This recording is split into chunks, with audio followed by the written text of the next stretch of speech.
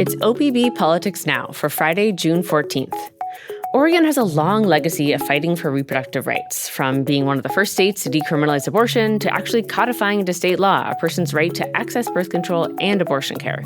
More recently, the state has become a refuge for people seeking an abortion who live in states that recriminalized the procedure after the U.S. Supreme Court overturned Roe v. Wade in 2022. But earlier this week, we heard that the new CEOs of Planned Parenthood want to change course. They are pushing to dissolve Planned Parenthood Advocacy of Oregon, the political arm of the nonprofit. This week, we'll talk about what that means for the future of reproductive rights in Oregon. Welcome to the podcast. I'm OPB Portland City Government reporter Alex Zielinski. I'm OPB politics reporter Lauren Dake. So, Lauren, you broke the news this week that the two leaders of Oregon's Planned Parenthood affiliates are wanting to dissolve their organization's political advocacy arm. Before we dive into the politics of it all, can you break down the difference between the different divisions of Planned Parenthood and what they traditionally do? So there are two Planned Parenthood affiliate organizations in Oregon. There's the Planned Parenthood Columbia-Willamette, and that one has clinics in Portland and Salem, Bend, Ontario, and Vancouver, Washington. Their CEO is Sarah Kennedy. And then there's this Planned Parenthood of Southwestern Oregon, which has clinics in Eugene, Springfield, Grants Pass, and Medford, and they are being led by a woman named Amy Handler. Both of them are your, traditional nonprofit organizations, and they're the healthcare clinics where people go for a mammogram or OBGYN care to get their birth control or to get an abortion. And then there is the advocacy arm, Planned Parenthood Advocates of Oregon. And they do the political work, the lobbying and the advocacy. They exist to support the healthcare clinics, but they definitely operate in more of a political world. They endorse and support candidates. They play a role in setting legislative agendas. And since the 1990s, they've been pretty influential in Salem. Yeah, and so what have they accomplished in that time? Are there some standout legislations or policies that they've passed or been able to champion? Yeah, they will tell you a long list of things that they're proud of. They feel like they're really integral in expanding the access to healthcare, reproductive healthcare in this state. They've helped fund new healthcare clinics. They've supported candidates who then fight for reproductive rights in the state legislature.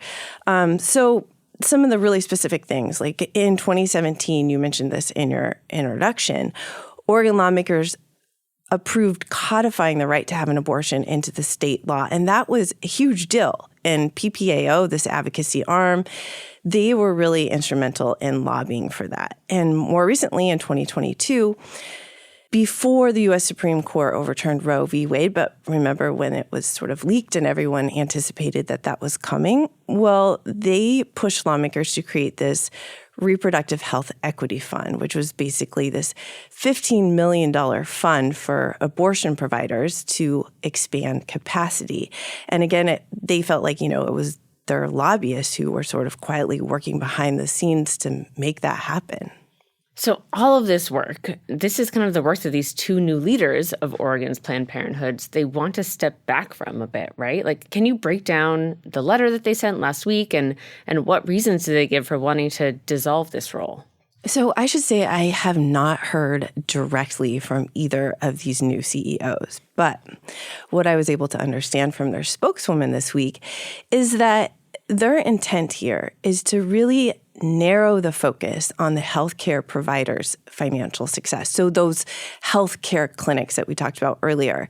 So their idea is to dissolve this current advocacy arm, form another one that, from what I could tell, would really just hone in their lobbying efforts on, increasing healthcare provider rates, for example. So just less of these reproductive justice issues and more on basic funding that would go straight to the clinics to ensure that the clinics are on really financial stable footing. So I think it can feel like liberal Oregon is pretty safe from any threats to reproductive rights, kind of based on the work that's been done to build up the protections over the years, like you're saying. But that's not really what you're hearing from advocates and lawmakers who support access to reproductive health now that this letter has come up, right? What are they saying about this news? What does it mean for the future of advocating for these protections in Oregon? Right. Well, to step back, so I did learn about all of this going down through a series of letters that the two new CEOs and some of their board members exchanged with the advocacy board that went back and forth last week. So in response from this letter from the two CEOs saying that they wanted to dissolve the advocacy arm sent back a very strongly worded letter. And they said, basically, this is a huge miscalculation. And they said, they said it shows a lack of knowledge about the political landscape in this state. Their letter said that, it was the advocacy arm that has the infrastructure and the relationships that are needed to ensure that reproductive health care in the state is protected. And it's the advocacy arm that can say, for example, quickly mobilize if an effort comes up to restrict reproductive health care rights in the state, which happens, right? We have ballot measures that have popped up quickly in the past. Well, it's this group that mobilizes to fight them. And then I heard from a lot of people who voiced concerns that just, at a time here now nationally across the country, we're seeing a lot of states who are actively restricting reproductive health care. Well, at a time when that's happening, this advocacy arm is saying, all of us here in Oregon, their values all align. They need to figure out how to work cohesively and communicate better. So this all feels pretty quick moving. Kind of what the folks said in that letter in response seems to reflect that. I mean, can you explain a little bit why the timing of this decision really matters and feels really important to folks who are concerned about it? So last Friday, the letter from the CEOs to the advocacy arm went out, and it just said basically, hey, we've already made this decision. We're going to push to dissolve this organization.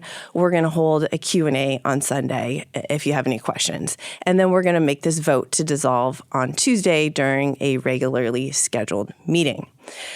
So over the weekend, the advocacy arm fired back this letter that we just talked about, and I guess, in a testament to the power of their group, more than 150 people signed on to that letter. And a lot of them were pretty big political players in Oregon. So the heads of Oregon's two largest labor unions, a former governor, a sitting congresswoman, all signed on to that letter to these new CEOs, just saying, hold up here. This is an important group. Let's talk through this. So on Tuesday, there was that meeting, and the two new CEOs said that they would hit a momentary pause and instead push for a vote to dissolve this coming week, but that it wouldn't take effect until after elections. But again, a lot of the advocacy groups said, okay, well, here's another decision that was made in a silo without consulting them. So I guess we'll find out what happens next week on that front.